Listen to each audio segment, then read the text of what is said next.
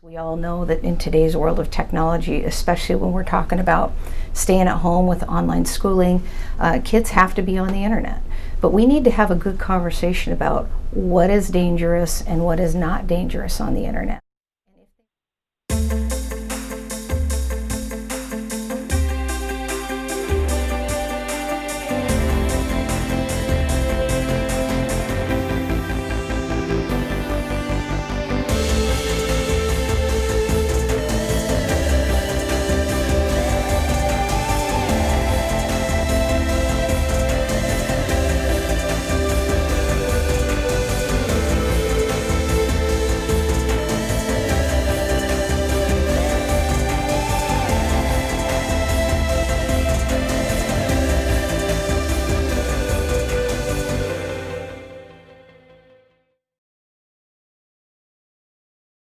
Welcome back to the Perspective Project. I'm Officer Knutson, and in the next week, most of the kids in our community are going to be returning to school virtually, which means they'll be spending more time than ever in front of a screen. With a lot of parents working, that means that a lot of that screen time is going to be unmonitored, which brings on safety issues that we never had to worry about a decade ago. I remember when I was a brand new officer, I responded to a 911 call where a guy was driving around in a van and asking kids if they'd help him find his puppy. I honestly could not believe that it was such a cliched call and that those things actually happen, but it really illustrated how stranger danger was pretty straightforward back then. Nowadays, even when kids are at home, they're not necessarily safe from the dangers that technology presents. In this episode, I sat down with BPD's Detective Renick, who works in partnership with the Internet Crimes Against Children Task Force. In this interview, Detective Renick not only explains her role in investigating these crimes, but she also shares some advice on how adults can help keep kids safe during these technological times. If you have questions that come up during this episode, feel free to leave them in the comment section below. If time allows and our schedules line up, I'd like to be able to sit down with Detective Renick again and give her an opportunity to answer some of your questions. And with that, thanks again for watching. I hope you find the information helpful. How would you describe your position here at BPD? Well, I'm a detective with Bellingham Police Department, but I work exclusively internet crimes against children type crimes. How did your career lead to this position in the department? When I first started with the Bellingham Police Department, I was a patrol officer and I progressed through several different assignments.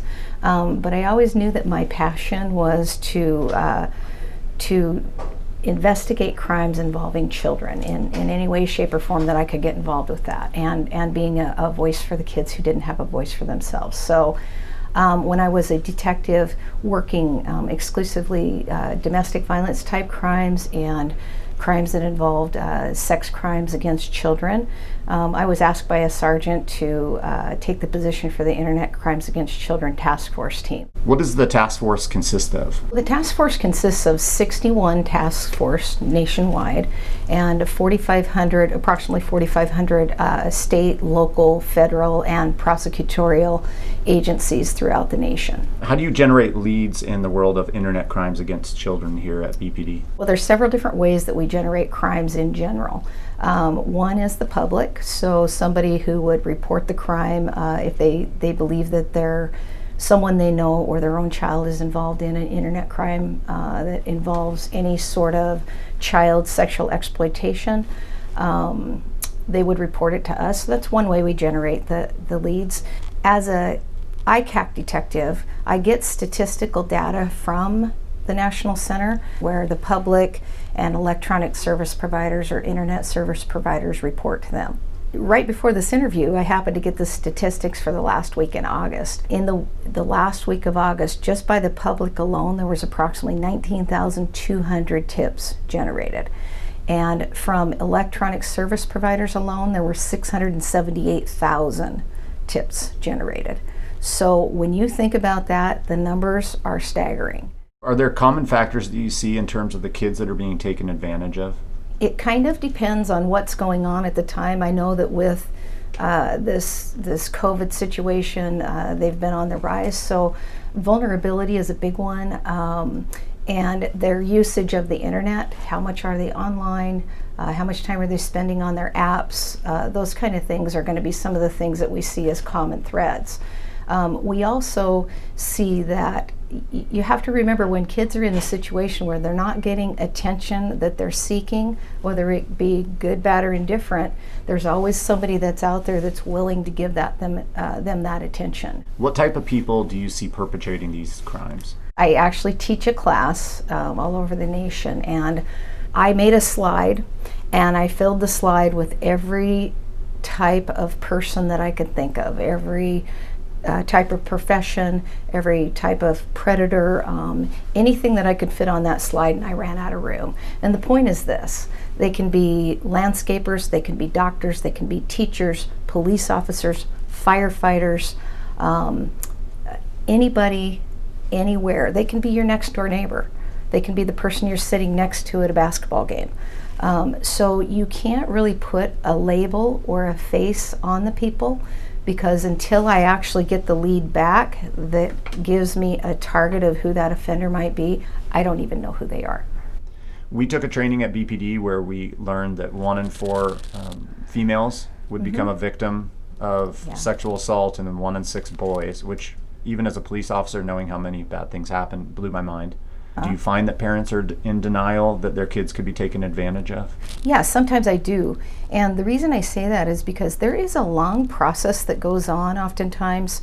And when we talk about intrafamilial abuse specifically, one of the things that predators are very, very good at is not only grooming the child, but they groom the parents as well. So and I can think of a classic example of a case that I had involving a teacher where everybody in the community never thought this guy was capable of doing what he did. The child kept saying, this is what he did, this is what he did, this is what he did. But because of some of the challenges with the case, so many people bought into this teacher's story. And in fact, many people that we talked to said he would never do this, he would never do this. Well, that is where they are masterful. They are master manipulators. They're very good at what they do. And so parents do have a tendency to be in denial sometimes. When we spoke earlier, you said that some people consider this to be a victimless crime, which to a lot of us sounds crazy, but can you explain that? I'm glad you asked that question, because it comes up a lot. And in fact, I just got done talking to somebody less than 2 weeks ago who made the same statement. I think of it in terms of when these children are being exploited online. Most of the time it's going to be a lascivious type of image or act, and or children who are engaged in sexually explicit conduct, either with each other or with an adult. And when they are videotaped many, many times, they are naive, they don't understand what's going on, it's been normalized for them, so they don't understand at the time that what they're actually doing is not the right thing. And I'm talking kids anywhere from infants to the age of 15, 16 years old. So when people ask me that question, I often pose it back to them.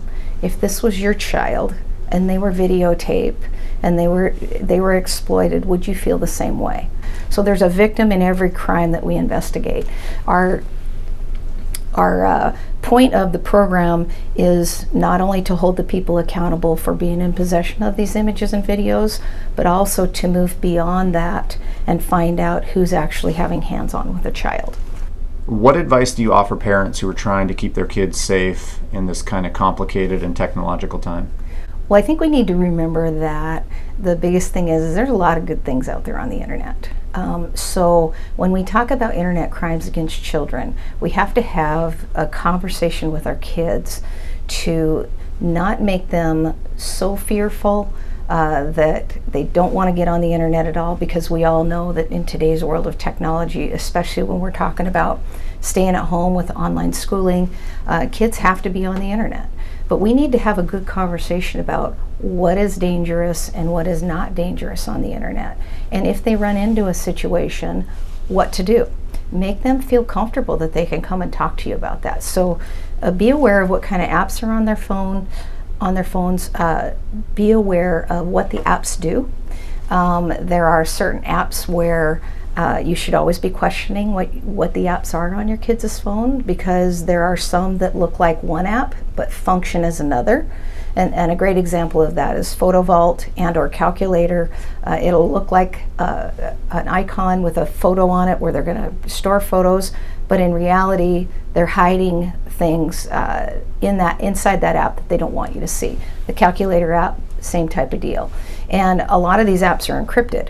So you have to understand what encryption is. You have to know how to get into the apps and make an agreement with your kids that you can have access to the apps in the event that there's some sort of situation that you don't feel comfortable with and or it's dangerous to the child. Our job as parents is to make sure that our kids are safe. And so some of the things that I hear parents say is, well, I keep my kids safe because I don't let them have devices when they're not in front of me. For example, the device comes to me at nighttime. Be aware of how many other devices your child has access to that you might not think are capable of outside connection to the world. To be really safe at night, I would recommend to people just turn off the router in your house, and a lot of times that will solve the problem. So just be aware of those things. There's a great podcast out there through the Wisconsin ICAC team that they put out, and I listen to this podcast quite a bit, and it's called Protecting Kids Online, and they do frequent podcasts about how to keep your kids safe online, and that'll be referenced at the end of this, and it's a great podcast to listen to.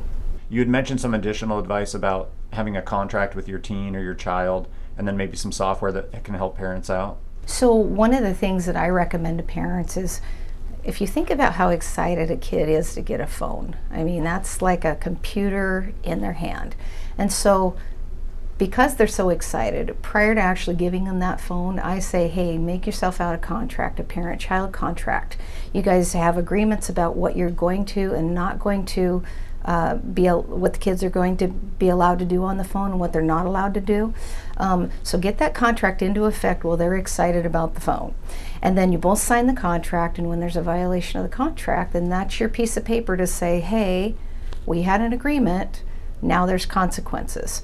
The other thing that I like about some of these contracts, and they're available online wherever you want to find them, all you have to do is Google it.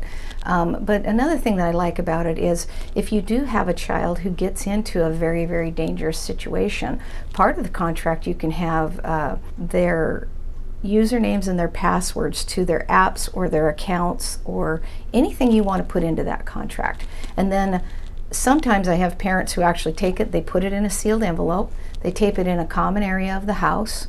The child understands that the only time that envelope gets opened for the usernames and the passwords on their accounts is if they come up missing or they're in a very dangerous situation where the parent needs that information to report it to the police.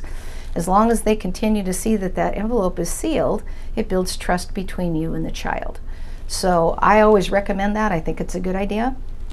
The other thing is if you really don't trust your child, there's parental software out there you can put on a child's phone, and some of those resources will be listed at the end of this, where you can actually set it up so that all of their text messages are coming to your phone, the websites they're visiting are coming to your phone.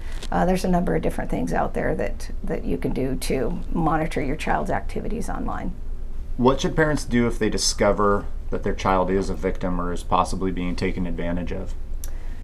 First and foremost, assure them that everything's going to be okay and that you're there to protect them. So a lot of times when kids come to you, they're scared, they don't know what to do, and they're afraid that because they gave their image to a boyfriend or a girlfriend, then it's been passed around to other kids at school, and before they know it, it's out there beyond their control. So let them know everything's going to be okay and that they're still going to be safe. And then the first thing that I would do if it was my child is I would put my child's phone in airplane mode, and I would get the account information from them, and then I would lock down that account. And so what I mean by that is get in, change the password on the account so the child can't get back into the account.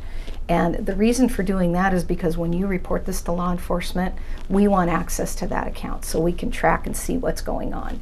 So by you locking down the account, it enables you to be able to report this to us, and we can do a preservation on the account. We can get the evidence we need to find out who the person is on the other end that they're talking to.